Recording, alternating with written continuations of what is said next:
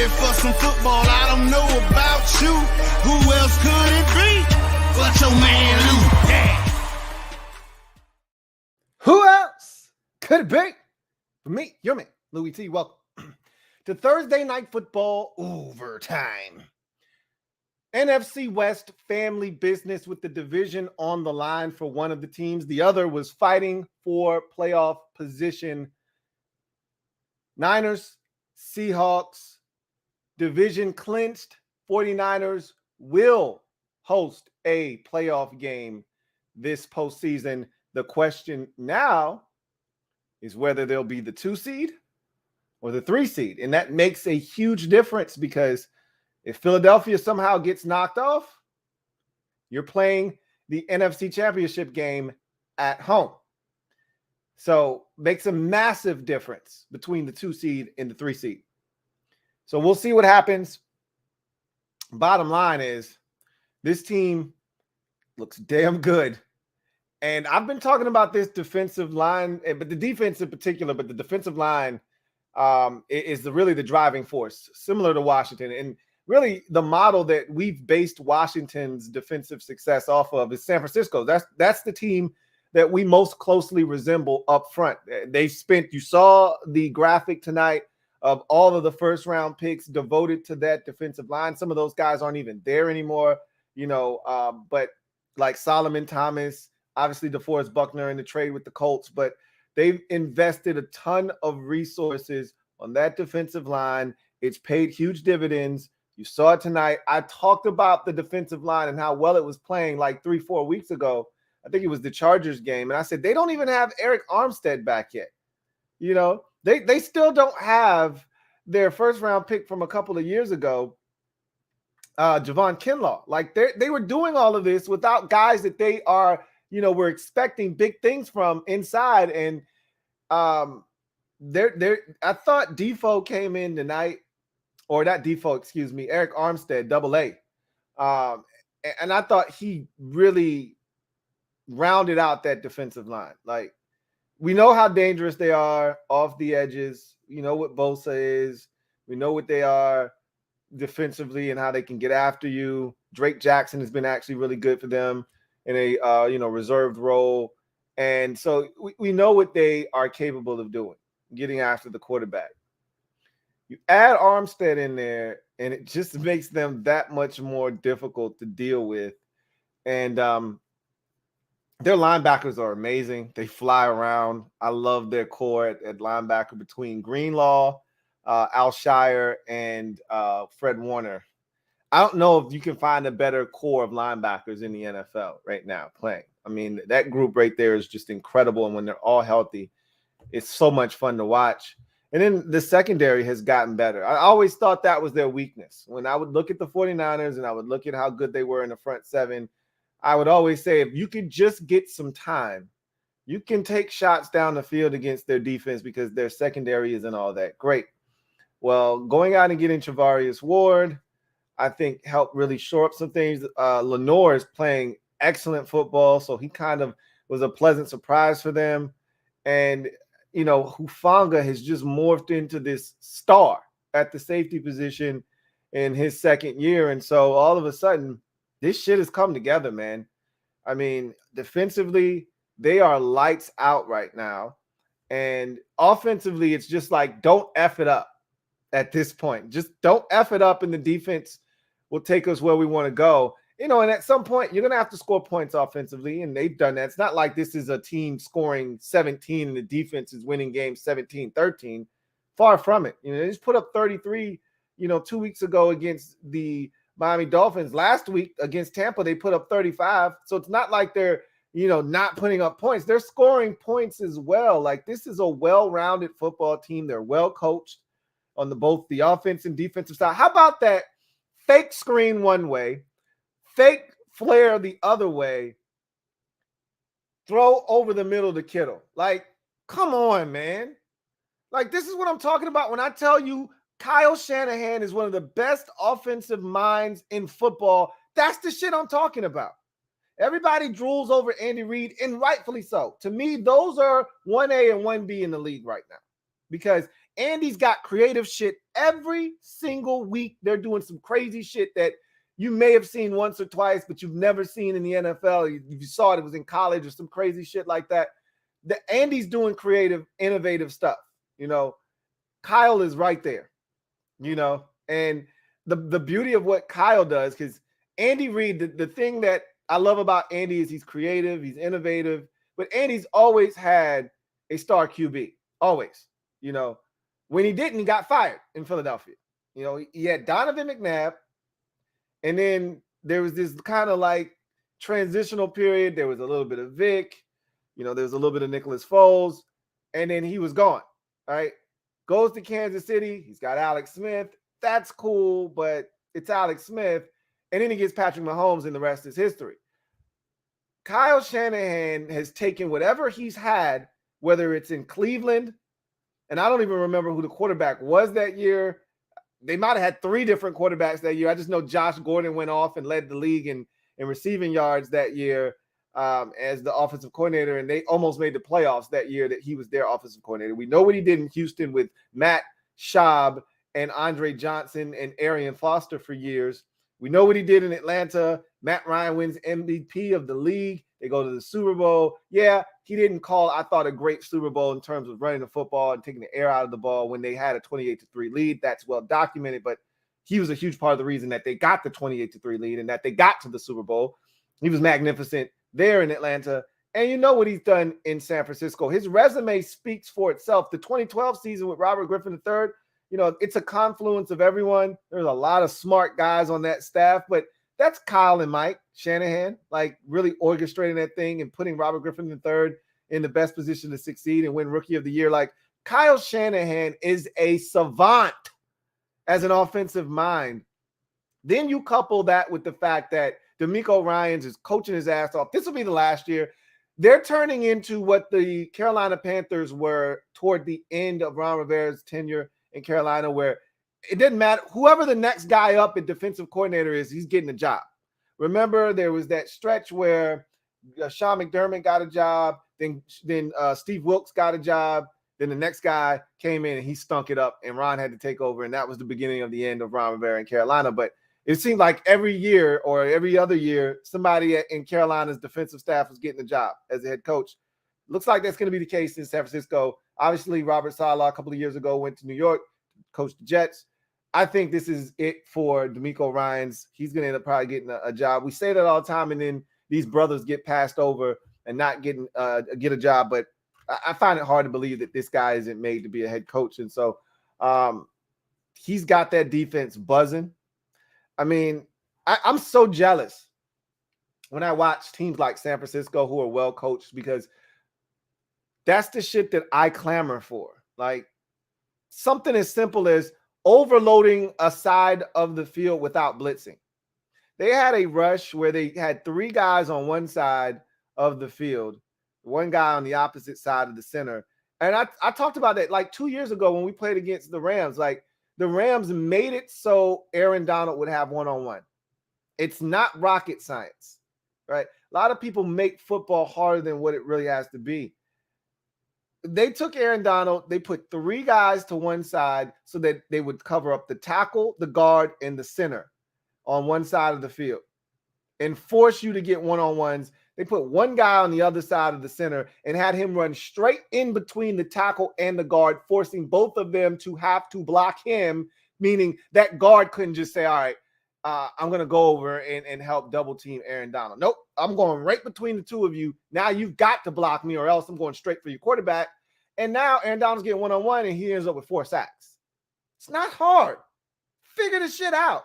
Yet we can't seem to move guys around to get one-on-one matchups. Now, we're not really getting double teamed, but I'm just saying, push come to shove, that's the creativeness I'm looking for. Without having, because we don't like blitzing. Jack Del Rio doesn't like blitzing. That's the kind of creativeness I'm looking for. The screen, the fake screen, fake flare, throw for Kittle down the seam for a touchdown. That's the kind of creativeness I'm looking for when you've got weapons, right? It's not rocket science. It's just good, clean, wholesome football with excellent game planning and execution. And that's what the 49ers have.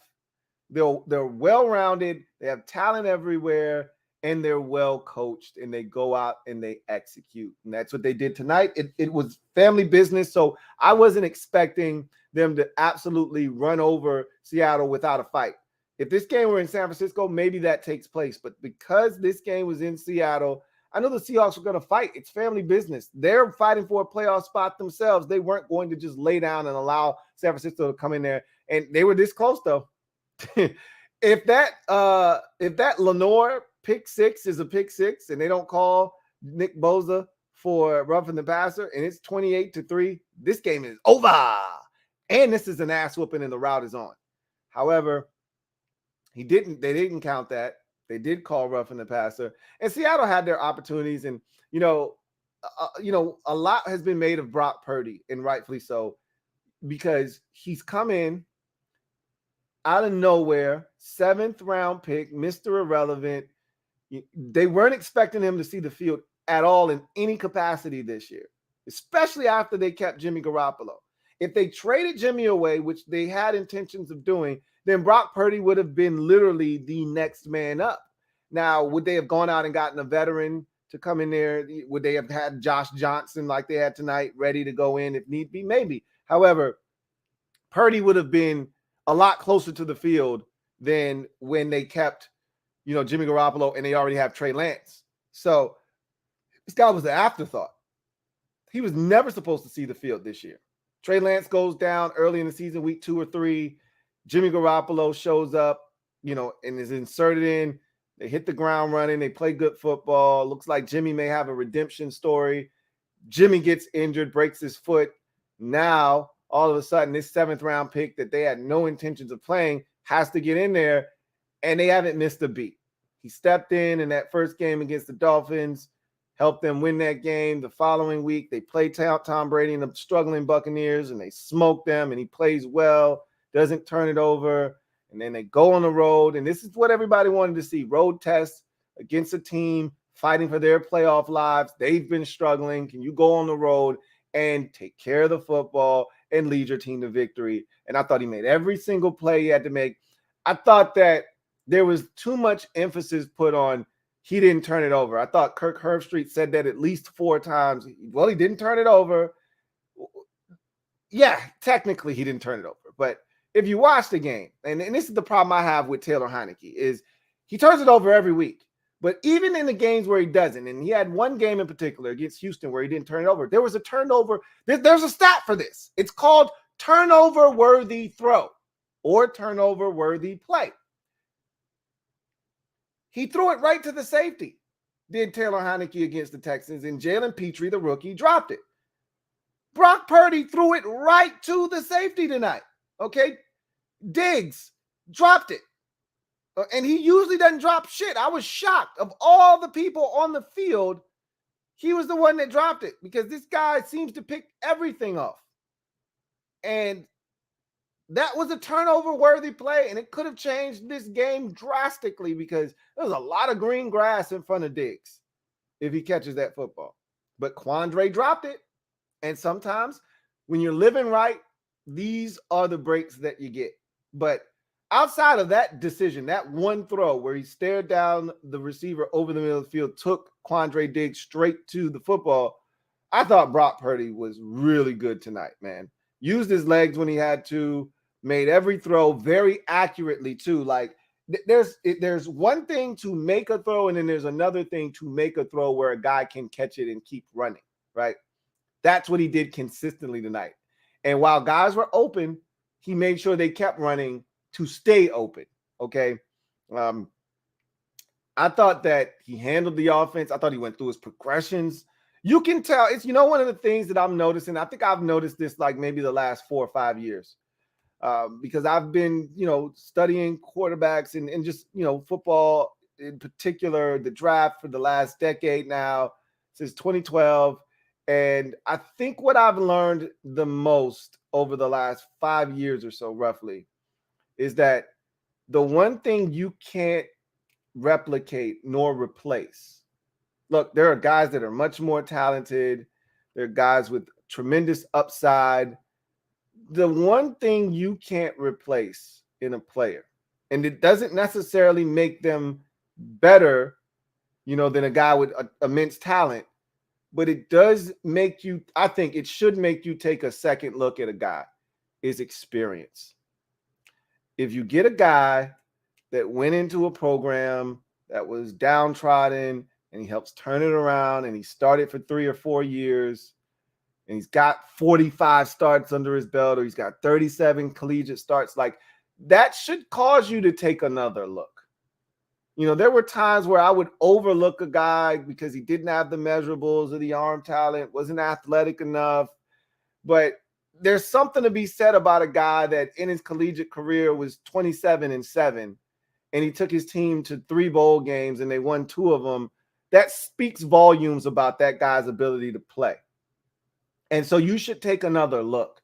And Brock Purdy is a great example of that. And we've seen a lot of these guys come into the league. And then I think on the flip side of that, we've seen a lot of guys with limited experience in college football come into the league, be drafted highly because of their upside, but they didn't play a lot and they struggle in the NFL. Mitchell Trubisky is a great example. Dwayne Haskins is another example of these guys that start 1 year, you get excited and enamored with what they did.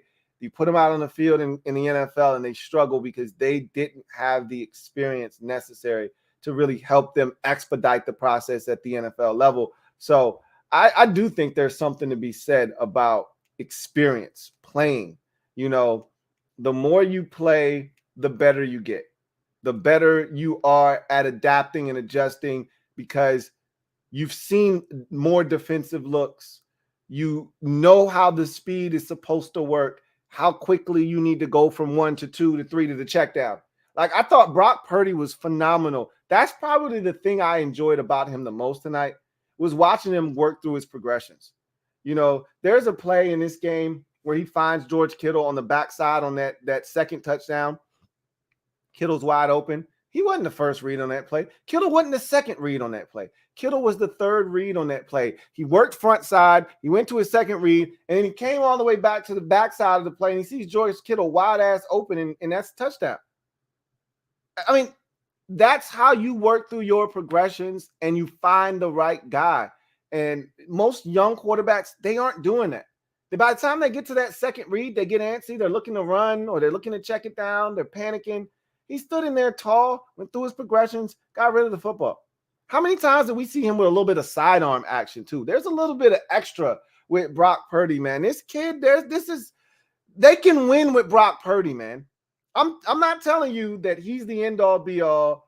And I've had random people hit me up talking about, hey, they might keep Brock Purdy. Well, Trey Lance, no, don't get ahead of yourself. They spent the number 3 overall pick on Trey Lance. He's not going anywhere. They're going to at least test that car out. They're going to drive that car and make sure that that's not what they're looking for before they decide to do anything. I look at this as a Kirk Cousins, Robert Griffin III situation. Trey Lance is Robert Griffin III. They're going to make sure that car doesn't fit their needs, or that dog ain't hunting before they go to the backup dude that they really weren't expecting to do what he's doing. Brock Purdy may ultimately end up being Kirk Cousins. He looks like it, but they're going to make sure that Trey Lance isn't Robert Griffin III 2012 for 10 years. So they're not going to just bail on Trey Lance because Brock Purdy comes in and plays well. He could be Tom Brady. Brock Purdy could. He could be the next Tom Brady. Or he could be Kirk Cousins. Or he could be out of the league in 5 years. Highly unlikely, but that's the nature of the beast. All I know is with the way they play defense, with how well they're coached, if they stay relatively healthy moving forward, Brock Purdy is going to give them a chance to beat anyone. And I've already said this. Anybody can beat anybody in the NFC. And this 49ers team is proof of that, because I think they're capable of beating anybody, not just in the NFC, but going to the AFC as well because of their defense. And so I thought Purdy was really effective and sharp tonight. Did make one mistake, but it didn't cost them because it wasn't picked off. But outside of that, I thought they ran it effectively. McCaffrey was over 100 yards tonight. Man, what an addition he was. And I told you guys, when it first happened, I was like, I don't really know if he's going to make that big of a deal. I really don't know if it's going to make that big of a difference. That's when the trade was first made, when we first heard about it, before seeing him play. After he was there for 4 days and played in that first game in limited reps against Kansas City, even though they got their asses handed to him in that game, in the limited amount of touches he had, I said, oh, shit. McCaffrey's going to be a beast for this 49. Kyle's got him a new toy, and we know Kyle knows what to do with it. And sure enough, the following week, they play the Rams. McCaffrey has 3 touchdowns, 1 passing, 1 running, 1 throwing. And the rest is history. He's been just dynamic and destructive and explosive. He was again tonight, over 100 yards rushing, catching it out of the backfield. You name it, he's done it for this offense. And I'm just telling you right now, to me, and I said this about 3 weeks ago prior to Jimmy G getting injured, I think the 49ers are the best team in the NFC. Now, the Eagles will have something to say about that, and I'm pretty sure the Eagles are going to feel disrespected. They're going to try to play that card because a lot of people are talking about San Francisco and not Philadelphia. And if I were an Eagles fan, I'd be playing that card. Oh, okay. You think they're better than us? Okay, we're 12-1. You want to disrespect us like that? Fine. If I'm the Eagles head coach and their staff, that's the angle that I would take with the team. Oh, y'all, they think San Francisco is better than us. So we got to prove that they're wrong. But they to me match up so well with Philadelphia. Hurts isn't running anywhere if they played them. That line can get pressure on Hurts without having to blitz. The linebackers are fully capable of running with tight ends and running backs out of the backfield. And the real question is, can their secondary hold up against the Eagles receivers? But more importantly, the Eagles, they do so much off of Jalen Hurts with his legs, RPOs, things of that nature, to freeze the defense, to get you thinking. Can you play fast and not allow the offense that the Eagles run to slow you down? That's what they use to their advantage. Make you think, less playing, more thinking. And when you do that, you're just a step slow. And next thing you know, receivers running behind you, tight ends getting into the flats, in front of you. Next thing you know, you're giving up a 22-yard gain. We got to get there. But one thing's for sure, the Eagles have already clinched a playoff spot. And now the 49ers are the second team in the NFC to clinch a playoff spot and punch their ticket. They are division champs of the NFC West. Congratulations to the 49ers for achieving that feat in Week 15. Now the question is, how high can they go? Can they catch the Vikings, overtake them, and be the number 2 seed in the NFC? We will see. They've put themselves in that position. They are now a half game back at 10-4 of the 10-3 Minnesota Vikings. Vikings slip up this weekend against Indy. They're tied. I don't see them doing that. But the following week, they have the Giants. They could slip up there. We'll see. I don't see them slipping up there either. However, anything can happen. If you're the 49ers, all you can do is continue to apply pressure. Take care of business. Objective number 1 was to win the division. Check. Now get as high a seed as you possibly can. We'll see what they can do. They're not, and they're not out of it for the number 1 overall seed as well. But obviously, they're going to need some help. But they're not out of it. So shit's getting interesting now. At 10-4, Philly would have to lose out, essentially. That's not going to happen. So they're not getting to the 1, but they can get to the 2 seed. So we'll see what happens there. Now, as far as Seattle's concerned, the clock has struck 12. All right, the clock has struck 12 on their season. Geno Smith is still playing solid football. He hasn't turned into a pumpkin. All right, even though the clock is struck 12, he hasn't turned into a pumpkin, but their season has. All right. Again, similar to how I feel about the Giants. It was a great story. Really wasn't expecting anything from Seattle before the season started. They were one of the running jokes. Remember, I think Drew Lock had something funny to say about tennis, and tennis was like, hey, we're going to have to watch you start 17 games for the Seattle Seahawks this year. And, that was a joke. Everybody thought Drew Lock was going to start. And when they traded for him, they're like, oh, okay, just overlook Geno Smith. Geno Smith ultimately wins the job. and they win week 1 in a crazy game, and they really never look back from there, and they've been this solid team that we kept waiting for the bottom to fall out, and it just never did. Now it's falling out. Now they went from 7-3 to, or excuse me, 6-3 to now 7-7. So they've lost 4 out of 5, and they're going to lose next week on the road at Kansas City. They're going to be 7-8. So, I mean, their chances of making the postseason are just slipping away. And then they come back home, and the Jets are fighting for their playoff lives. And with the defense that the Jets play, and the way they want to run the football, I could see them going into Seattle in week 17 and beating the Seahawks. The Seahawks are in trouble. If they could not win another game until week number 18 against the Rams to finish up the season. I could see them losing the next 3 weeks. This game, next week against Kansas City, and then the Jets. I could see them losing all those games. So, which is the reason why I was looking at them and saying, Seattle, I don't know if you're going to make the playoffs.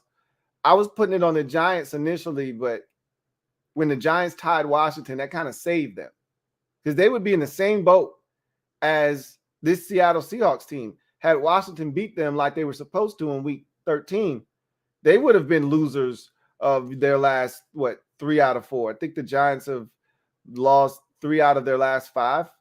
Lost to the Lions, lost to the Cowboys, lost to the Eagles, and tied Washington. So that's 3 out of 4. And so they're losers of 3 out of their last 4 are the Giants.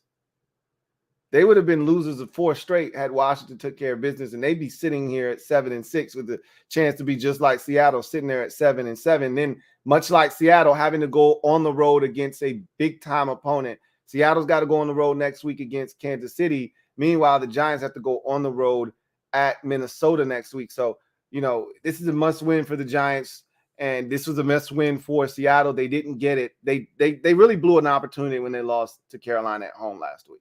Did Seattle.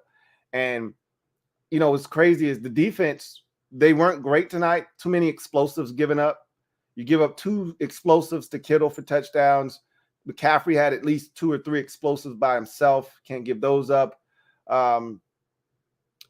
You had a 3rd and 15 that you allow Ray McLeod to get 16 on, and just too many big plays given up on the evening. But when you look at the defense, they fought their asses off, and they gave you a chance. They gave you a chance.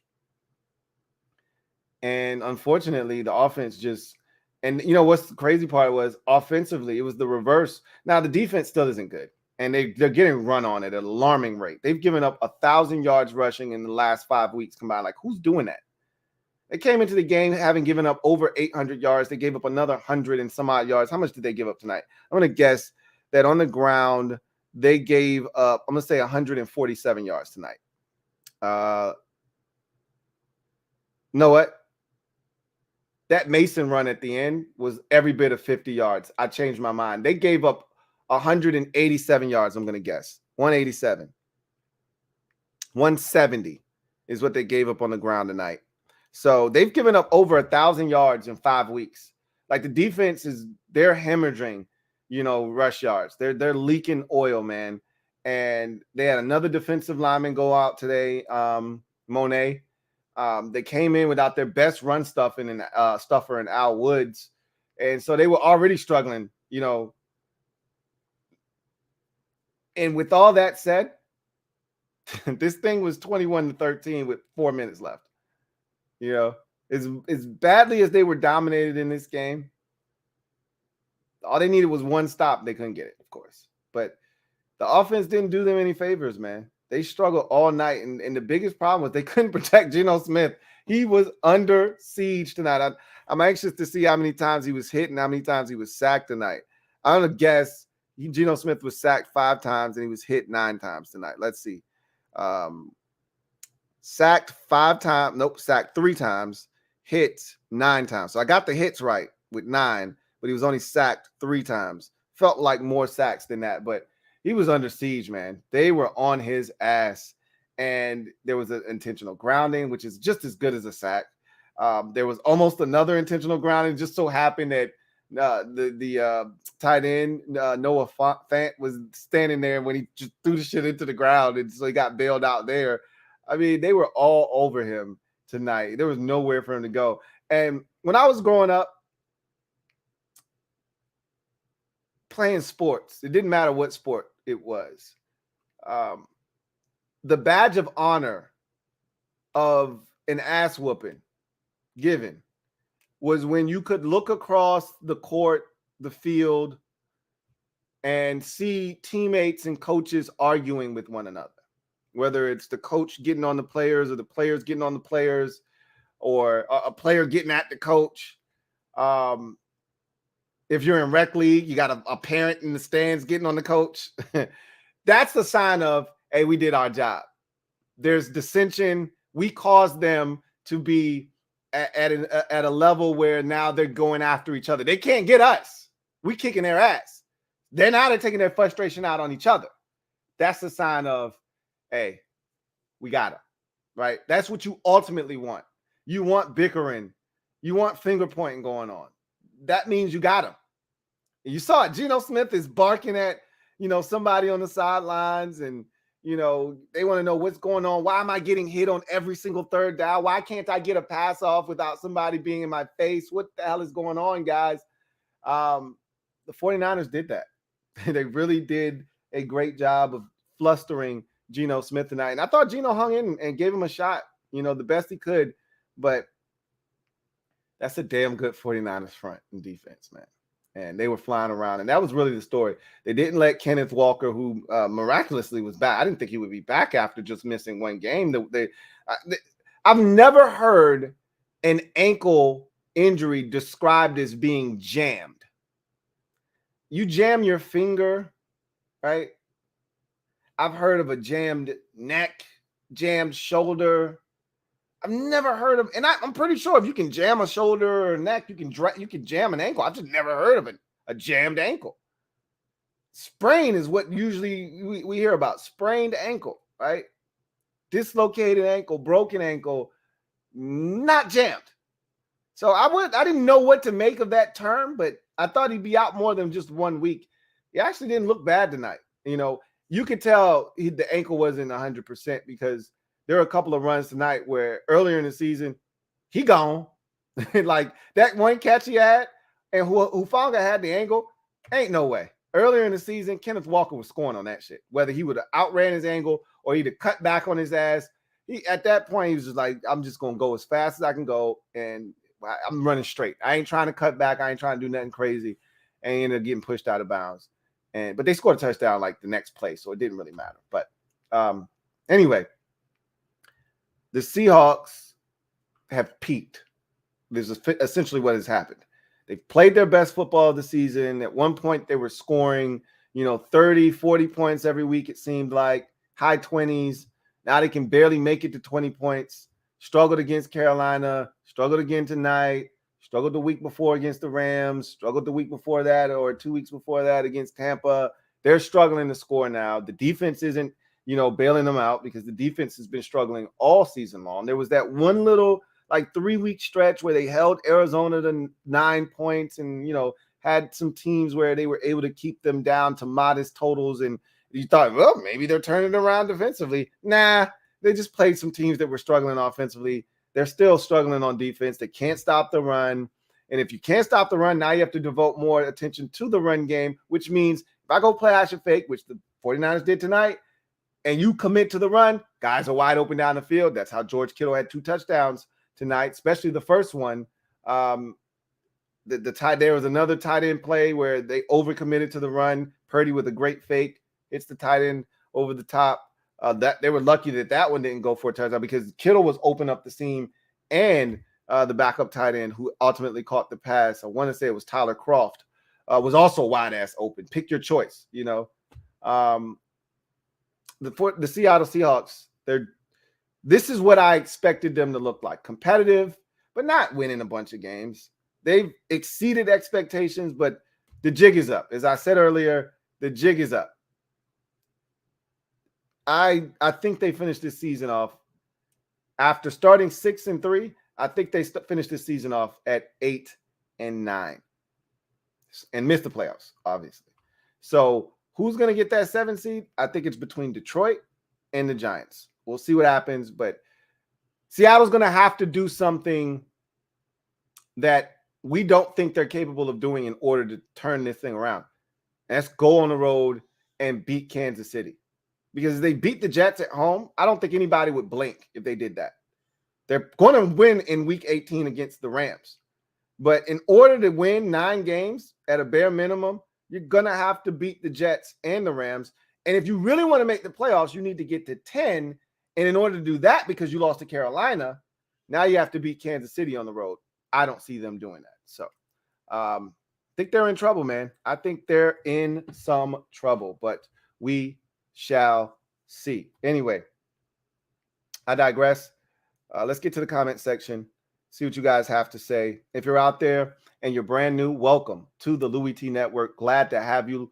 Look forward to chopping it up with you. And for those of you who are new, welcome. And also make sure that you do me a huge solid and subscribe to the Louie T Network for more great content. Turn on that notification bell so you don't miss a thing. And also hit that like button, as that helps this channel grow exponentially. Doesn't cost you a thing, and it only takes you a fraction of a second to do it. And so if you're new, use the hashtag LouieTLive to have your comment read on the air. We'll get to as many of those as possible. But as the veterans of the Louie T Network know, the fastest, most efficient way to ensure that your comment is read is to super chat. So use the super chat function. But we'll get through all the supers, and then we'll get to the comment section, and we'll get to all the hashtags, as many of them, I should say, as possible. Let's see if we have any supers. I think we got 1 or 2 supers, and then we'll get to, here we go, right here. Video channel. Thank you for the super chat. Greatly appreciate you. Video channel writes, Detroit Lions rubbing hands like Birdman. Birdman hand rub. About to either win out or get 3 or 4 for 9 wins and get to bonus football. The Lions are in a really good spot right now. They're playing exceptional football. The only thing for the Lions is they can't finish tied with Seattle. Seattle went to Detroit earlier this season and beat them in an epic shootout, 48-45.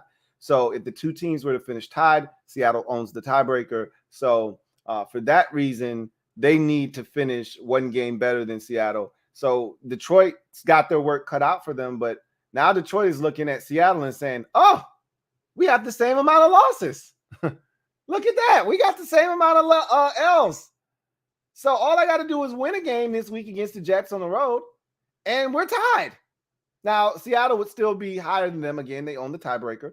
But from coming from 1-5 or 1-6, excuse me, to where they are now, 6-7, it's amazing that they're at this point and that we're talking playoffs. And again, the Lions can score with just about anybody in the league. Defensively, I don't think they're good enough. And ultimately, that's what I think is going to hurt them. And if they don't make the playoffs, I think that's where you look, is defensively, they just weren't good enough this season. But yeah, I don't think Seattle's making the playoffs. It's either Detroit's got a very favorable schedule. Man, we've gone through their schedule. And if they can find a way to get by the Jets this week, I think they got the Bears. There's another bad team in there that they're capable of beating, and then it's Green Bay to finish up. So they've got a really doable schedule. It's Carolina. So it's, if I'm not mistaken, it's Jets this week on the road, at Carolina next week, and then it's home for Chicago and home for at Green Bay. I think that's how their season finishes up. Which, again, very doable. But Carolina on the road, not going to be easy, nor is the Jets on the road. But Detroit definitely in Birdman hand rub mode. Like, hell yeah. There's the opening that we need. And somebody's got to lose between Washington and the Giants. I mean, the Lions are going to be right there. If they take care of business, they're going to be right there because somebody has to lose. I don't see Washington and the Giants tying again on Sunday night. Someone's going to get their 6th loss of the season. So I think you're right. Christopher McLaughlin, thank you for the super chat. Greatly appreciate you. Thank you for being a member of the MOBB, who writes, hey, Lou, hope all is well. Likewise with you, Chris. Says, how would you scheme up our defense to minimize George Kittle, especially with our challenges guarding tight ends? I don't really know if there's anything special that you can do to neutralize George Kittle. We just struggle with tight ends. That's just the fact of the matter, is that we allowed a guy in TJ Hawkinson who just got to the Vikings 3 days prior to come in and light us up for like 9 catches. And I mean, these were some big catches. He had 9 targets, 9 catches, and like 97 yards. And I'd venture to say that 5 of those 9 catches were resulted in first downs, and 3 of them were on third down and long too. And these weren't 3rd and 2, 3, or 4. This was 3rd and 7, 3rd and 9 type action, and Kittle over or TJ Hawkinson over the middle. We struggle with tight ends, as you mentioned. It hasn't been as pronounced this year as it had been in past years, but we still have an issue covering the tight end. And the 49ers pose so many different challenges offensively. They're a lot easier to guard and defend without Deebo Samuel, because he, in his own right and by himself, is a problem to deal with. But you take him out of the mix, they still have Ayuk, they still have Kittle, as you mentioned, they still have McCaffrey. Juszczyk, I don't even think touched the ball tonight. He can be a problem when he wants to. And so, the list goes on. Juwan Jennings, Ray McLeod. I mean, the list goes on and on and on of the guys that can touch the football for them. So they pose problems everywhere. And I really just think that the best way to neutralize is just to get to the quarterback. Stop the run first, because you treat Brock Purdy like you treat Ryan Tannehill, or you treat any one of these other quarterbacks that you just say, hey, I don't know if you're good enough, but you're really good and you're solid enough with a borderline dominant run game and a dominant defense to do whatever it takes to win. And so what you want to do is you want to take a Brock Purdy and you want to make him the focal point of the offense and say, you're going to have to beat us. Christian McCaffrey won't do it, not on the ground at least. You'll be throwing it to Christian out of the backfield, sure, but he ain't running that bitch.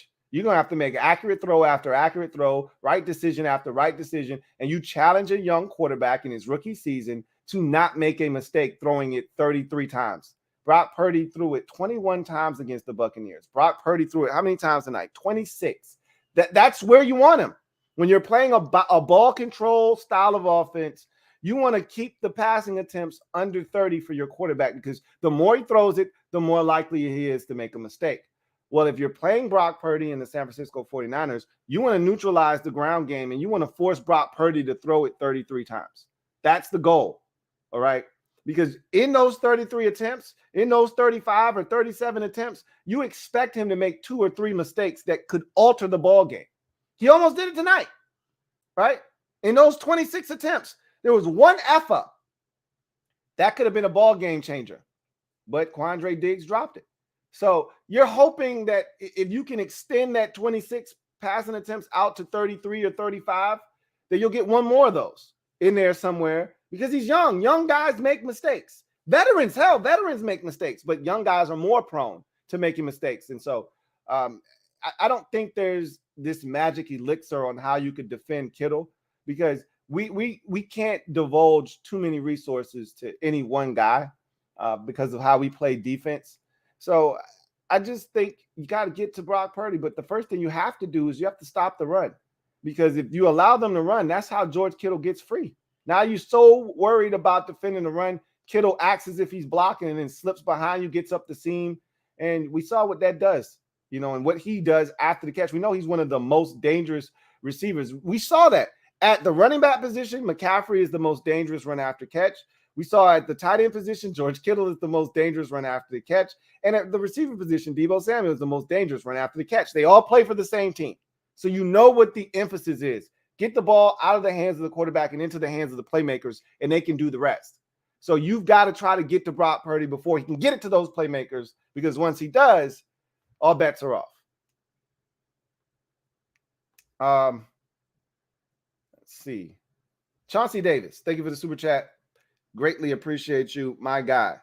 Chauncey Davis, thank you for being a member of the MOBB, the OG triple OG, writes, what's the status of my man, Cam Sims? We don't know. Him along with Benjamin St. Juste and Chase Young are the three guys that right now, I went over this during Commanders Nightly News. They're the three players right now that are up in the air in terms of their status for Sunday's game. We do not really have a real read on either one of those players or any one of those players, rather. The rest, I think there are 14 guys on the injury report total. The other 11, I feel pretty confident that they're going to give it a go, barring a setback. Obviously, they're all going to be able to give it a go and play on Sunday with no restrictions. The three guys right now that we just don't have a good feel, or I don't, at least I can't speak for any of you out there, that I don't have a good feel for right now is Benjamin St. Juste, Chase Young. And I think Chase is going to play. But again, I've said this many a times. I've been saying Chase is going to play every week for the last month and a half. Sans for the Giants game. I didn't think he was going to play in that game because it was on the road at a place that has snatched a lot of ACLs, ankles, and Achilles. It's just not a place that you want to go with a guy coming off of major knee surgery, having him play in his first game. I just didn't see them doing that. Didn't make a ton of sense. You have the bye week. And I kept saying, once you get this close to the bye, why not just give him another full week to, gain more confidence in that knee? You heard Chase say he had like 4 or 5 workouts in a 2-day span. So he's ramping up to get himself prepared, to have the confidence he needs. And again, he's never going to get the mental confidence that he needs until he gets out there on the field and there's bodies and there's guys trying to go at his knee. And then once he gets hit, he gets into a pile and he's able to get up and he realizes it's just football, I'm fine. Then he can start to, really start to get after it. But he's got to get out there first. And that's a mental hurdle that you have to overcome. I think he's getting closer to doing that. But it's Juice, it's Young, and it's Cam Sims are the three guys that I'm not sure of right now in terms of what they're going to ultimately do. I think that there's a chance all 3 plays. 2 out of 3, I think for sure, is going to play in the game. Sims, I think you're going to get Sims or Benjamin St. Juste. I don't think you're going to get and. I could be wrong, and all of those guys play. Would be nice, but we shall see. Anyway, let's get back to the top and get to some of these hashtags. Derek B writes, that double fake screen touchdown to Kittle has me giving Turner the side eye. I wasn't giving him the side eye, but I was like, hey, Scott, I hope you're taking notes, man. Like, that's cute right there. That's some good shit. I wasn't giving him the side eye because he's not Kyle Shanahan. He's not. So I'm not going to ask a man to be something that he's not. So I wasn't side-eyeing him, but I was definitely saying, I hope you was watching. That's what creativity looks like. And not to say that Scott hasn't gotten into his bag a couple of times, because he has this season. And last, for that matter. And the year before that, where I thought he was way more creative than he is now. I think you get more creative as we've all been told this. Necessity is the mother of invention, right? When you don't have a ton of talent, you have to be creative. There's no options. In order for you to be successful, you got to take the limited resources that you have and get the most out of it. I thought Scott Turner did that in 2020. That's when I thought he was his most creative.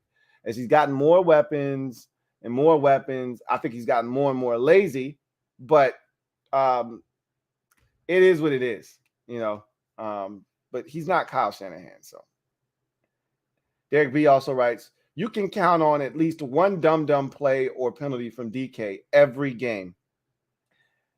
At one point this game, I asked myself, and this is not fair. This is not a fair question to ask. But I said, is DK Metcalf on steroids or something? Because every game, he seems like he's roid raging. I'm like, you can't get into it with every DB that covers you. Like, you can't be that pissed off every game that, and again, this is family business. And usually when he gets pissed off, it's usually against a dude he sees twice a year. So the 49ers or Jalen Ramsey. But I'm like, it just seems like every single week, this dude is getting into it with the corner to the point where a flag is being thrown. And I'm like, bro, you don't get tired of getting fined by the league? You don't get tired of costing your team 15 yards? Like, you're a physical specimen. You're a hell of a player. Let your play do the talking. But I'm with you. You can count on at least one play or one penalty where you go, DK, what the F, bro? What the F? We got another super here. And we do. Chauncey Davis, thank you for the super chat. Greatly appreciate you. Double up. Thank you for doubling up. Who writes, we're going to need Ultra Sunday night. We need Ultra every night, every game.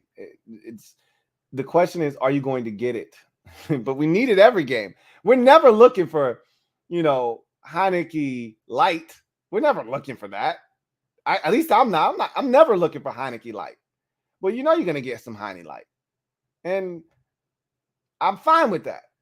I try to stay away from the non-alcoholic Heineke. And, we've gotten that a couple times this season. I don't think we've ever gotten that for a full game. We've gotten that for, majority of games, like Indianapolis. He was non-alcoholic for most of that game. And then when we needed him most, he turned into Ultra, down 9 after he threw a pick to give the Colts an opportunity to take that 9-point lead. All of a sudden, we got Ultra the remainder of that ball game. It was the reverse in the Vikings game. I thought he was really solid. There were moments of Ultra, but most of the time it was light. Then he threw that ball up in the quadruple coverage and the official set a down screen and what looked like non-alcoholic turned into Ultra. And then when we needed him to really step his game up, he turned into non-alcoholic. So you just really don't know what you're going to get, except for at the end of the game with it on the line. That's when you feel like, hey, we're going to get the best out of him. But why wait till then? Give me what you got early, and let's jump on a team and let's keep our foot down. Like I always chastise the defense for giving up points anytime we take a 2-score lead. But again, as I've mentioned this, several times, just because the defense gives up points doesn't mean as the offense, you have to give it right back to the opposing team's offense so the defense can give up more points. You can step in and say, hey, don't worry about that defense. We're going to pick you up. We got you. You gave up a field goal. We'll go back and get the field goal. Or you gave up a field goal. Well, don't worry. We'll get that back and then some. We'll score a touchdown. Make it a 14-point lead now. Instead of, the 10 that we had. Now it's 7. Now it's back to 14. Or now it's up to 14.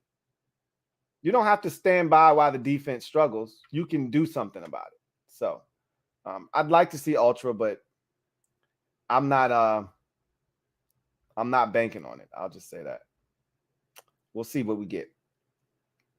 Niners fan writes, our front four is scary. Armstead has returned and totally unlocked our pass rush. I felt the same way tonight. I mentioned that he came back in and it was like it did something to that defense. And look, they were already a problem up front, but adding a guy like that in the mix just makes them that much more scary and hard to defend. I mean, they were all over Geno's ass tonight. I mean, it was crazy. There were plays like as soon as the ball was snapped, I was like, damn, Geno. And Geno, he felt the pressure. He was back there dancing around. He was getting antsy. You could tell. Niners fan also writes, Boza baptized those rookie tackles. They had no chance. That's what an all-pro that is in the MVP discussion is supposed to do. Right?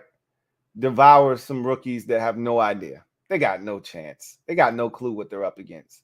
This ain't the SEC, Holmes. Boza, I've always said, and this is the thing that rookie tackles don't see a lot of in college is dudes that use their hands. I've said this a million times. The Bozas were the best technicians I'd ever seen in my life coming. They're the gold standard. When I look at a college prospect coming into the NFL as an edge rusher, and we start talking about hand usage, because so much is made of athleticism and this, that, and the third. Can he bend the corner like DeMarcus Ware or Von Miller? What is his get off? All that shit is great. But give me the dude that's not as, fast and explosive and dynamic, but he knows how to use his hands. Give me that guy. Because that dude's going to end up with 12, 13, 14 sacks. Because to me, there are two ingredients that people don't talk about enough. Athleticism, you need to have some of it. You can't just be, a basic athlete. You still have to have some kind of athleticism. But there's two things that people don't talk about enough as pass rushers that I think really separate you. A pass rush plan, you don't have to have a bevy of moves. You can have 2 moves, but if you know how to set them shits up, Dwight Freeney had 2 moves, speed and spin. There weren't many Dwight Freeney bull rush sacks. I mean, there were some in there because you're looking for speed, and all of a sudden he comes straight into your chest. You're like, oh shit, he got me. But there was the occasional bull rush, but it was speed and spin, and you didn't know which was which. They looked the same, and you couldn't tell which was which. Before you know it, he was spinning on your ass, and he was at the quarterback. You got to know how to set guys up, and you don't have to have a whole hell of a lot. Speed to the outside, and then a hard outside back inside. So it looks like speed outside. He opens the gate, and then you go inside. Now he's either got to hold you, or you got a direct line path to the quarterback. Every so often, you mix in a spin just to give him something else to think about, or you mix in a different move that he hasn't seen, a crossover or something. Long arm of the law, bull rush, whatever. But so that's one, is pass rush plan. And then the second thing is hand usage and just the technical fundamentals of pass rushing. Slapping a guy's hand down. That's half the battle. You get a guy's hand down, he's done. Now you just got to finish and go get the quarterback. There aren't many guys that come into the league with those two things. They got to learn and develop a pass rush plan, and then they got to figure out how to use their hands. A lot of guys never figure out how to use their hands. You want to know why Trey Hendrickson is so damn good? Trey Hendrickson isn't an elite athlete.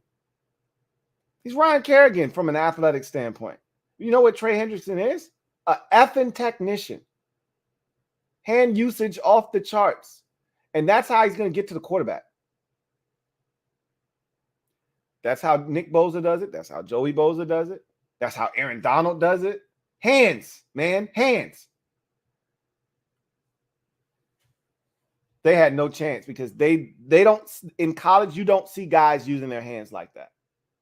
It's all about athleticism at the collegiate level. Niners fan. I'm not trying to see Washington in the postseason, Lou. You guys have the depth in your front four to give us fits. Just see the Saints game where we struggled.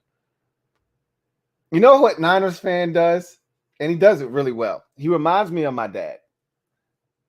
Boss is the best at hyping other teams up, trying to minimize his team's involvement and stuff. And, my dad is the best at being a cheerleader for your team when his team's not playing. So he does little shit like this, and we're on to his game. We've been calling him out for this for years. But he takes pride and enjoys doing this because it's like reverse Jedi mind trick type shit, but it's done in such a tactful and nice way that you can't even be mad. But you're like, when your team's struggling and you see your lead slipping away and he's telling you, oh, don't worry about it. You're going to win. You're fine. You're like, man, you shut up. All right, I want to hear that shit. Okay? Initially when we were oblivious to what he was doing, he'd actually calm you down and you'd actually think, you know what? You're right. We are going to win this game. We have played well today and we are going to win this game. And then your team loses and you realize, man, you told me we was going to win. You shut up. And then he does it again and then again and then again. And then you realize, I see what he's doing. And now you're like, man, be quiet. I ain't trying to hear that shit. Niners fan does something very similar. He tries to minimize his team's involvement. Like, yeah, we're good. He tries to be modest. Yeah, we're good. But I really want to play your team. Bro, if push came to shove and you had to play Washington, you would not be. And you play us next week. There's a chance that after our game, you're in the stream, you guys beat us, and you come in and you say, well, I don't mind playing Washington now. That was a lot easier than I thought it was going to be. But he's setting you up, he's fattening us up, telling us how good we are, making us feel good. As a wise man used to say, fattening up frogs for snakes, right? That's what he's doing. I ain't trying to hear that shit, Niners fan. Y'all ain't afraid of us. You ain't afraid of us. And you may feel like our front can cause problems, and they can. They're that kind of a front. But the way you're playing right now, Washington is the least of your worries. I'll just tell you that. If you're a Washington fan, you're just excited because the thought of Chase Young coming back this late in the season and what he can add to the defensive line, if he's right, mentally and physically, you really like what that could bring to the table. If you really think this defensive line is playing great ball now, wait till they get Chase Young back, if he's Chase Young, even if it's only for 15 to 20 snaps in a ball game. Niners fan says, really not scared of Minnesota. I'll play them at their building or at home at Levi and feel confident either way. I think a lot of people aren't really buying what the Vikings are selling. I'm not. I said the same thing you just said. I'll go to your place. It doesn't matter. I'll play you on the moon. I'll play you at your stadium. What is it called? It's not Mall of America Stadium. It's not. Bank of America is in Carolina. I don't remember what the Vikings stadium is called. It's a bank stadium though, isn't it? I thought it was some kind of bank. It doesn't matter what the hell it's called. It could be called Ass Check Stadium. I'll beat your ass there. Take you to Washington, beat you there. It doesn't matter. I feel confident wherever we play the Vikings. A lot of teams feel that way about Minnesota. I think they're probably the most disrespected team on the NFC side of the bracket.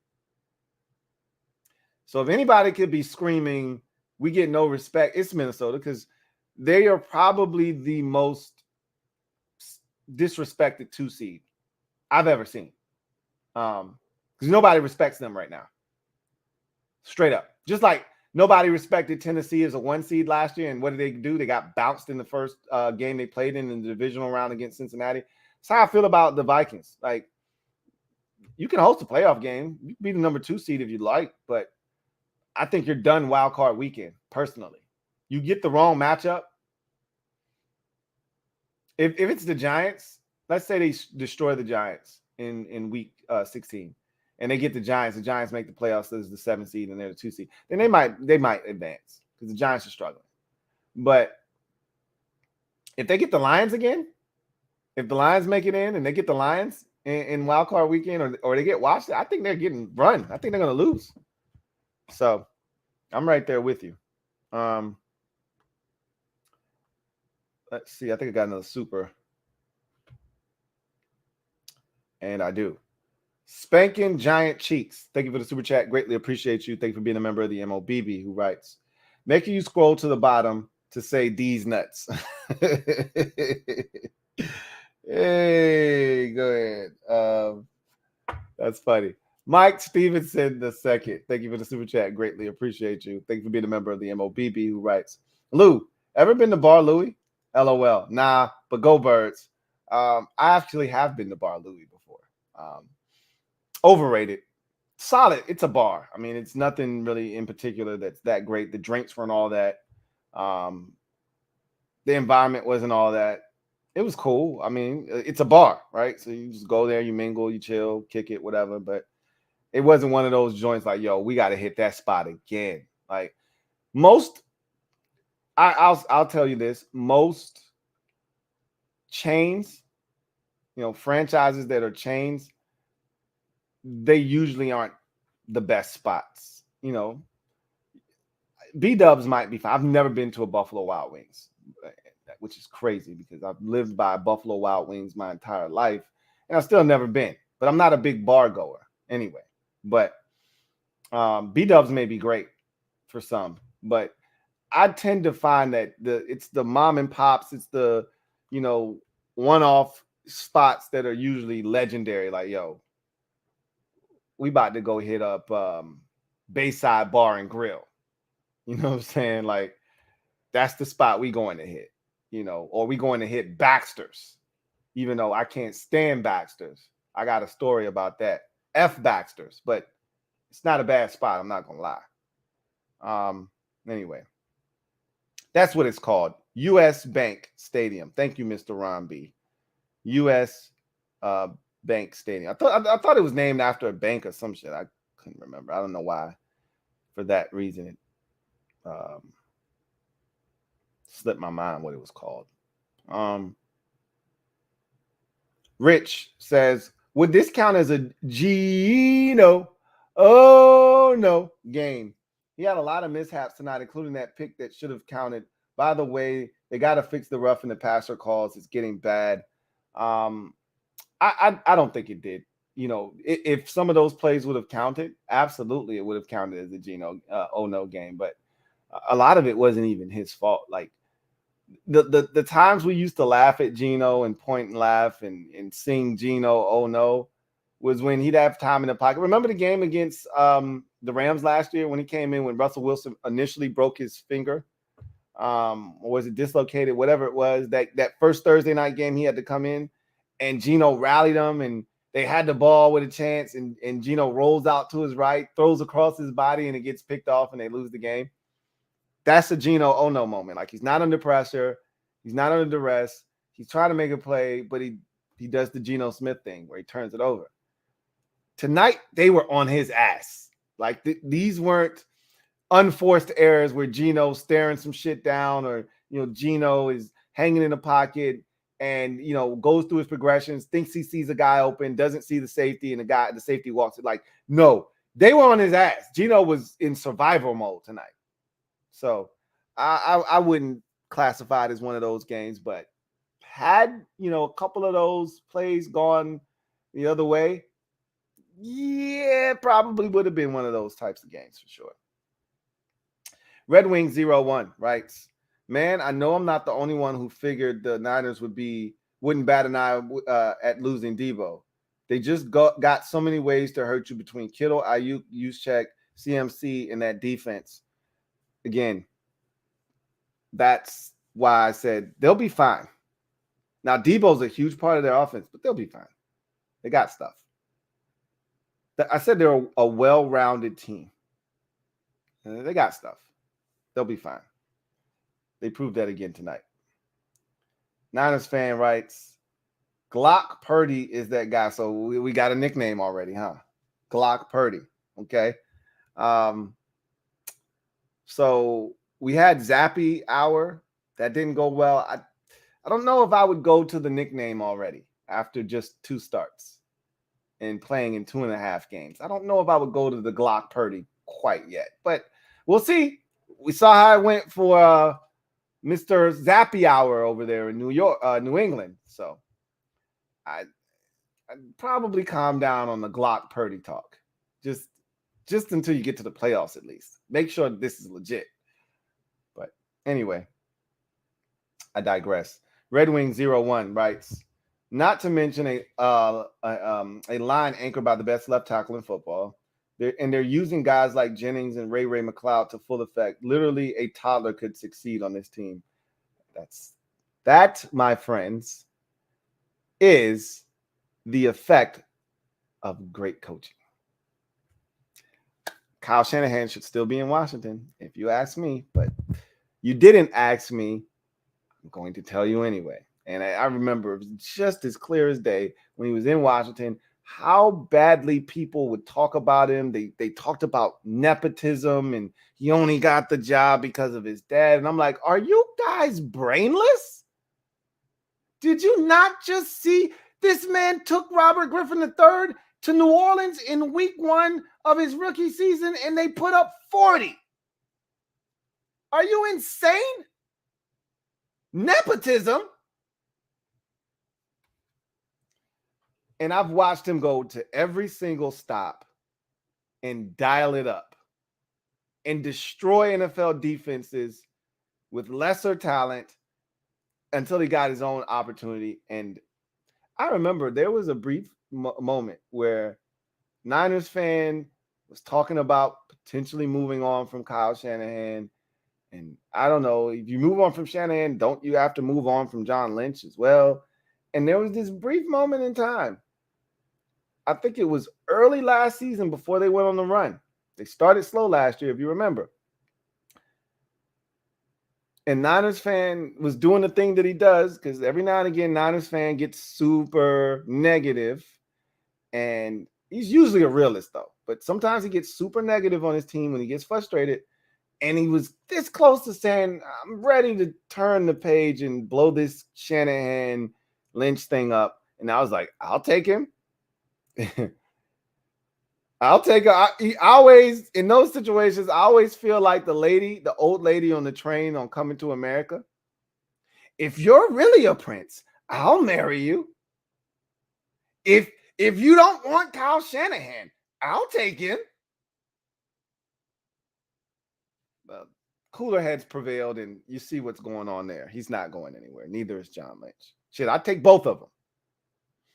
Anyway, I digress. Let's see.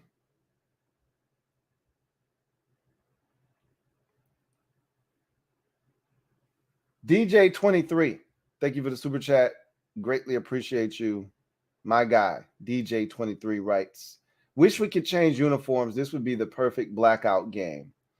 You say that, but our fans don't follow directions. So what is a blackout game when you got fans wearing white, burgundy, gray, orange, yellow?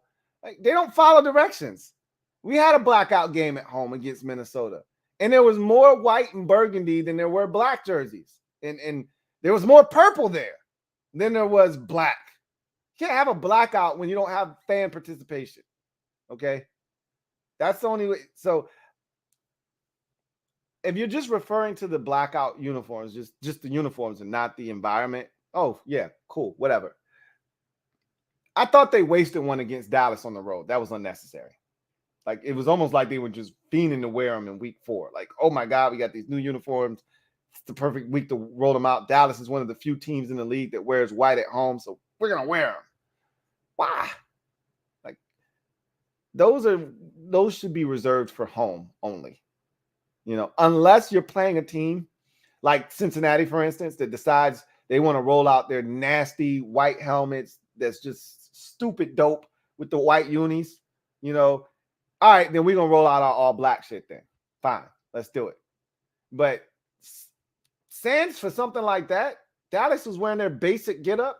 We didn't need to roll that shit out. Put on your burgundy uniforms. They didn't want to wear their burgundies, though. That was the thing. They were steadfast in not wearing their burgundies until they got home.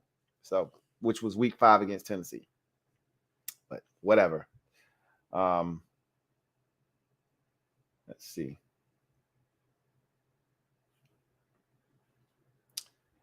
Chauncey Davis, thank you for the super chat. Greatly appreciate you, my guy. Chauncey writes, Sam H played a lot of ball at UNC. Be patient, Sam.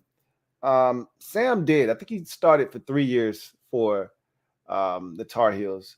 And that can't be understated. I think too often we get wrapped up in, is the guy 6'3", 6'4"? Does he have a cannon for a right or left arm? Does he have real good mobility? How does he work the pocket? Like, we get caught up in all of the measurable stuff, the arm, the size, and the speed and the athleticism.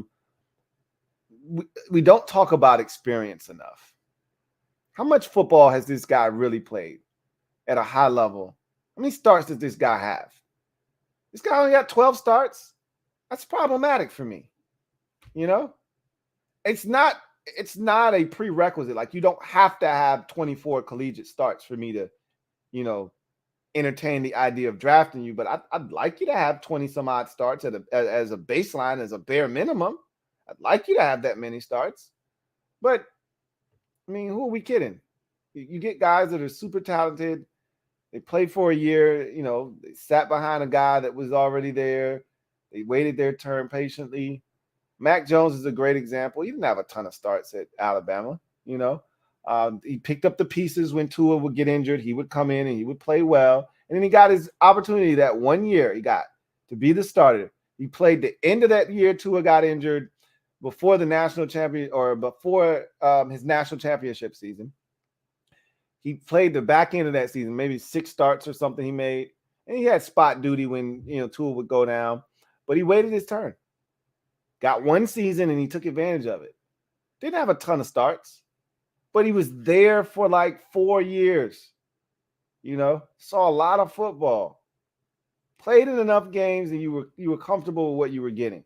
But for those guys that play 11, games, starting 11 games, they sat behind somebody or they transferred from another school and they sat and they waited and they only started one season and they think that's enough. I'd be wary of those guys. I'm not saying, I'm just saying, I think there's a reason why the Russell Wilsons, the Andy Daltons, the Kirk Cousins, the Tom Bradys of the world work.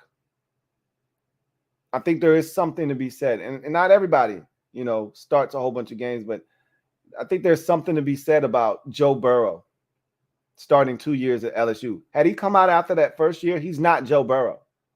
He's not even a first-round pick. It's that second year of experience at LSU that put him over the top. More playing time, seeing the field more, seeing defenses more, shredding them, giving him that confidence. That it's just me. That's just me. We'll see. We'll see what Sam does. All right, we're getting close to that time. I'm gonna go lightning round and just take a bunch of comments real quick, and we'll get out of here. So let's see. Red Wing 01 says, I know Geno has cooled off the last few weeks, but he's still playing well, especially considering the brutal stretch his team has to go. Definitely earned himself an extension. I agree. I don't think this stretch that they're on, losers of 4 out of 5, this isn't on Geno Smith. I think he's played well in a lot of these games. And he's way down the list of, if you're listing the issues that the Seahawks currently have and why they're losing football games, Geno Smith and his play way down that list. Way down that list. Red Wing 01 says, also one of my previous comments, I don't want to take anything away from Purdy, what he's done, but he's been showing out, but he's in the perfect situation. He's been playing well. And no one's trying to take that away from him. What we're saying is, first of all, I don't subscribe to the perfect situation. You still got to come in and do your part. And he's done that. Because you could have the perfect situation set up for you, and you can come in and still stink it up. You can come in, still spray the ball all over the place, turn it over, miss open receivers. Like, he doesn't have to be accurate. He could be missing these guys. You go, oh, man, if Purdy would have hit this guy or hit that guy, he was wide open, but he's hitting them. Don't miss the layups. He's not missing the layups. And there's a throw to Ayuk. He threats that thing on the third down. There's a defender right behind Ayuk. There's another one coming over. Ayuk, I think, eyeballs that linebacker that's coming to hit him instead of catching the football. That ball's a laser right there on the third down that would have converted. The dude's playing good football, man. It's a great situation for him to be in, but you still got to go out and do your part. And he's doing that. Let's see if we have any more comments. Red Wings says, I've had Bosa as my defensive player of the year the last couple of weeks. He's reinforcing that claim, but wouldn't shock me if Micah overtakes him. It's neck and neck right now. Shout out to Chris Jones and Max Crosby. It's a two-man race. It's the two guys you mentioned at the top of that comment. It's Michael Parsons and Nick Bosa. And right now, I think Nick, because of the consistency, see, Micah's got like 5 games where he's got 2 sacks or more. And so his is concentrated. Bosa is consistent. There's a sack here, a sack there, 2 this week, 3 this week, 1, 1.5, 2, another 1.5 game, another one. Like, it's consistent throughout the season. Whereas Micah, he'll go 4 or 5 games, won't have a sack, but it'll be broken up. It'll be 2 weeks of no sack. Then he's got 2.5 sacks this week and a forced fumble at the end that everybody's talking about, like he did against Cincinnati, or like he did against Minnesota, like he did against the Rams, where he goes off and you forget that the last 2 weeks he was a ghost. You forget that. Didn't do anything against the Giants, didn't do anything against Philadelphia, because what did he do against the Rams? He tortured them.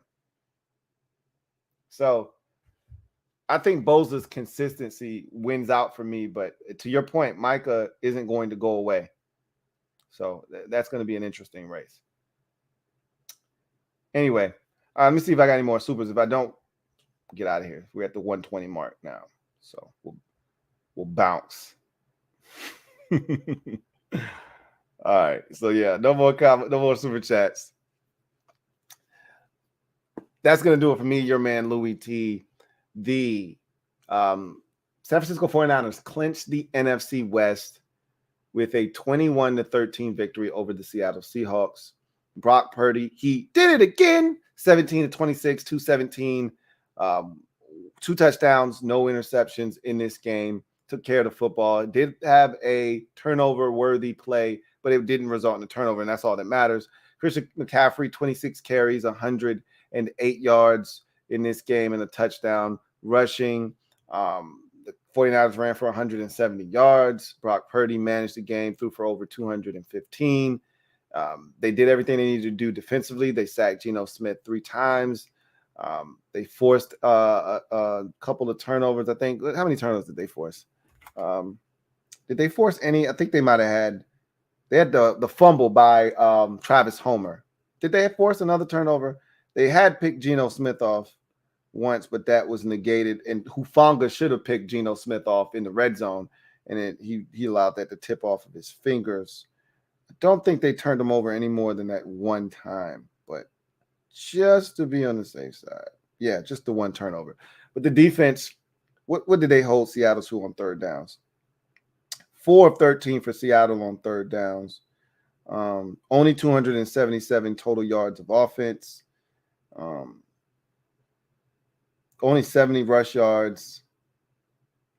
The 49ers were really good on defense tonight. And offensively, Brock Purdy continues to be super solid, managing the game well, making all the plays that are there to be made. And I thought he made a couple more that were either off script or, just going through his progressions in a professional manner. He looks good. I'm just going to tell you that the question was, when Jimmy Garoppolo went down with the injury, are the 49ers now, are they no longer a Super Bowl contender with Brock Purdy? Well, I think over the last 2.5 weeks, we've gotten our answer. They can win a Super Bowl with Brock Purdy. Will they? Is another, story and a whole nother question that we can debate until, we get to the postseason. But can they? Absolutely. So anyway, I digress. Niners are now 10-4, clinched the NFC West, and they will be no worse than a 4 seed. The 3 seed. I mean, no one's going to be worse than Tampa Bay at the 4 seed. So they'll be no worse than the 3 seed, which they already occupy. They're a half game back of the Vikings for the 2 seed. And so we'll see what happens there. That's going to be an interesting race down the stretch to see who gets that 2 seed. Meanwhile, the Seahawks were once 6-3. They've lost 4 out of 5. They're now 7-7. And don't look now, but they got to go to Kansas City next week. And then the week after that, they got the Jets. It's not going to be easy. They went from not a lock, but feeling really good about their chances and prospects of making the postseason to, hey, you ain't going nowhere but home, bro, if you keep this shit up. So this was a cute story, but as I've said numerous times, the jig is up. They've been found out, and I think it's the beginning of the end for them. So Vincent Cole, I was looking for you, man. I'm glad you showed up. I didn't think you would. After a while of not seeing you, I was like, oh, I guess my guy Vince. I'll catch him on the flip side. But good to see you, man. Good to hear from you.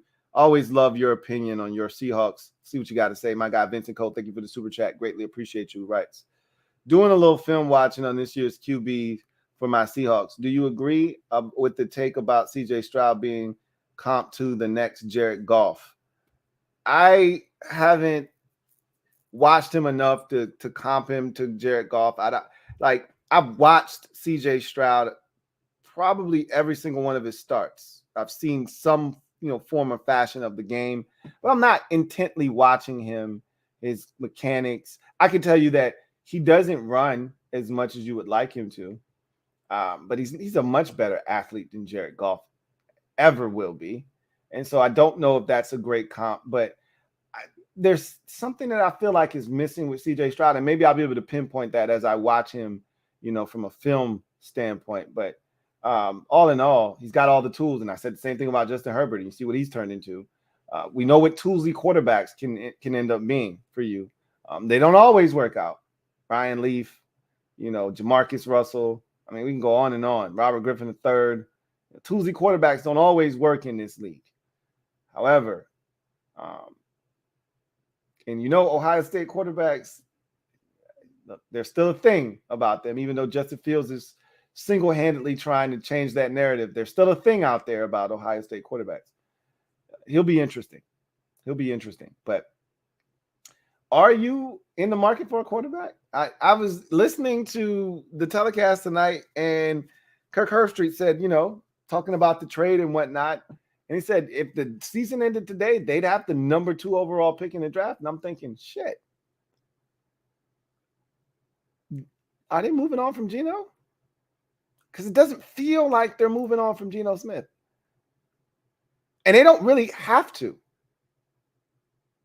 But if you got a chance to take a quarterback, you're going to pass that up for Geno Smith? I don't know. That's a great question. One that we've got plenty of time to answer, because they may not end up with the number 2 pick, and CJ Stroud may not be on the table. But if he is, I don't know, can you afford to pass him up? That's a great position to be in if you're the Seattle Seahawks. But another question for another day. Anyway, I digress. Vincent Cole, thank you for the super chat. Greatly appreciate you. Double up. Thank you for doubling up. Vincent Cole, my guy, Vince writes, shout out to the Broncos for keeping us with the top 5 pick. It seems like it always goes that way. When a team gives up a ton of draft capital for a guy that is a good team, the prevailing thought is, oh, that team's going to be good anyway, so that pick's going to be in the 20s or even the 30s. When we traded for Robert Griffin III, with the Rams after that first season, where he goes 10-6, rookie of the year, 3,200 passing yards, 20 touchdowns, 5 interceptions, you're thinking, we're going to be good, man. That pick's going to suck the next couple of years. And then they got the number 2 overall pick in the draft in 2014. Or 2013 rather, excuse me. So the 2014 draft. So yeah, it just happened with the it's going to happen with the Rams this year. They're going to suck. That Stafford pick is going to probably net the Lions a second top 10 pick. The Broncos are doing it now. It's just, I don't know, something about how that goes. When you make a blockbuster trade for a quarterback, you're going to pay for that shit. The Reaper, I always call it the devil, right? The NFL, devil. There's football gods and then there's devils. And the devil is coming to collect. You make a deal with the devil when you trade for a quarterback. Like, hey, you might get a Super Bowl, but you're going to pay for this shit. Okay? That's what happens. That's what's happening to the Rams right now, and that's what's happening to the Broncos. So, yeah, they're holding you down. Vincent Cole, thank you for the super chat. Greatly appreciate you. My guy, Vincent Cole writes, Lou, I appreciate the Hawks' effort this season. You should. If somebody before the season started would have said, hey, Vince, after 14 weeks of ball, or 15 weeks, but 14 games, you're going to be 7-7 and have a chance to make the playoffs, you would have taken that shit before the season started.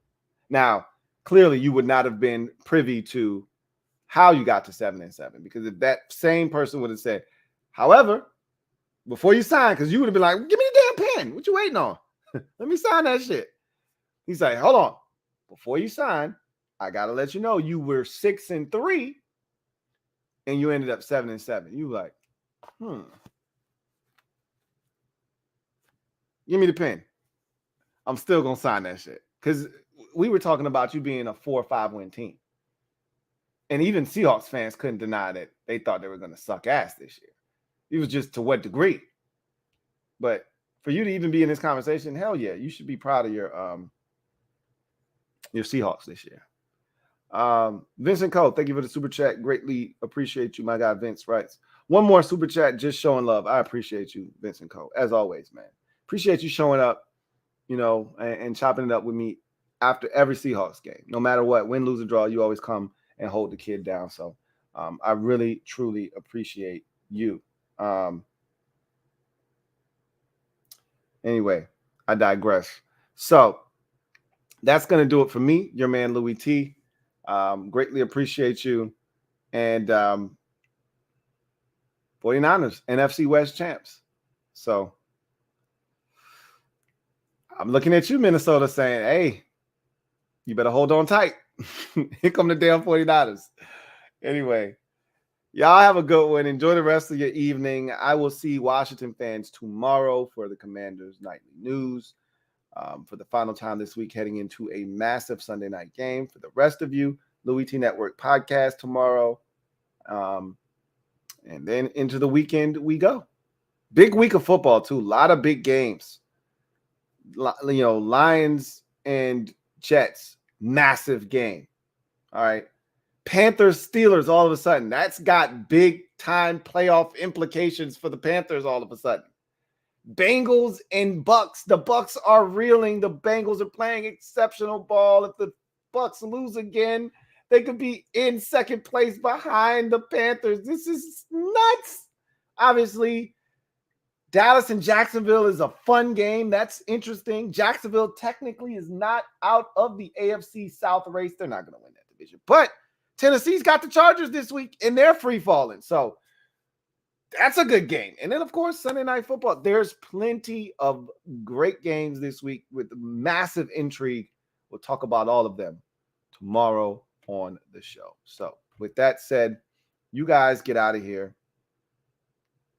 I got one more super chat. This one from Spanking Giant Cheeks. Greatly appreciate you. Double up. Who writes, you lucky I need a new burner. Read above. I saw your comment, man, about you could have been Vincent Cole tonight. Look, I would have been all over that shit, bro. I'm trying to tell you, I'm here with it, man. I'm next level with this shit, okay? Bro, it's going to take a lot. But again, I'm about to say too much. Just be quiet. Anyway, I digress. Y'all go ahead. Speaking of clapping cheeks, did you see what my Grizzlies did to the best team in the East tonight, or the second best team in the East, behind the Celtics? Maybe you did, maybe you didn't. Anyway, I digress. Y'all get out of here. Have a good one, and I will see you. You know what it is. Get off the bench, get in the game, kick with me, your man Louie T. Until next time, y'all take care. God bless, and good night.